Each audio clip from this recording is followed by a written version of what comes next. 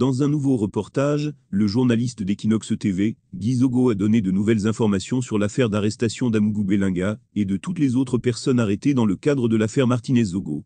D'après le journaliste, Amougou et Si ont été une fois de plus auditionnés la journée du mercredi 15 février.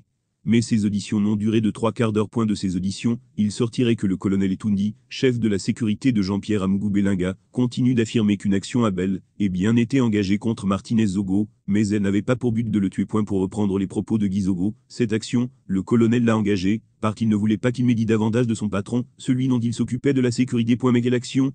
Le faire peur, le tabasser ou le tuer? L'on ne sait pas vraiment de quelles actions parle le colonel Etoundi. Mais les propos qu'aurait tenus ce dernier aux enquêteurs semblent être corroborés par l'autre colonel arrêté dans le cadre de l'affaire. Le colonel Justin Dangoué, puisqu'il s'agit de lui, a dans l'une de ses versions affirmé qu'il a mené une opération contre Martinez, mais l'avait laissé en vie. L'opération n'avait pas pour objectif de le tuer, affirme-t-il. Dans la troisième et dernière version, également consignée et obtenue après une confrontation avec Amougou Bellinga, le lieutenant-colonel affirmait cette fois qu'il avait dirigé l'opération, mais qu'il l'avait fait à distance, et qu'il n'était pas présent lors de l'enlèvement et la séance de torture, laquelle n'aurait cette fois pas eu lieu dans l'immeuble Écan. Selon nos informations, les enquêteurs affirment pourtant disposer d'images de surveillance, issues d'une caméra d'un centre commercial, qui prouverait que Justin Dangoué était bel et bien présent dans le quartier de l'immeuble Écan le 17 février, peut-on lire dans une publication de Jeune Afrique, ce mercredi 15 février.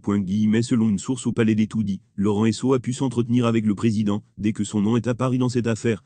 Il lui a assuré n'être pas impliqué, et a expliqué ne pas être un ami de Jean-Pierre Amougou Bellinga. Paul Biya suivrait avec attention l'évolution du dossier, notamment via le contre-amiral Joseph Fouda, ajoute le magazine.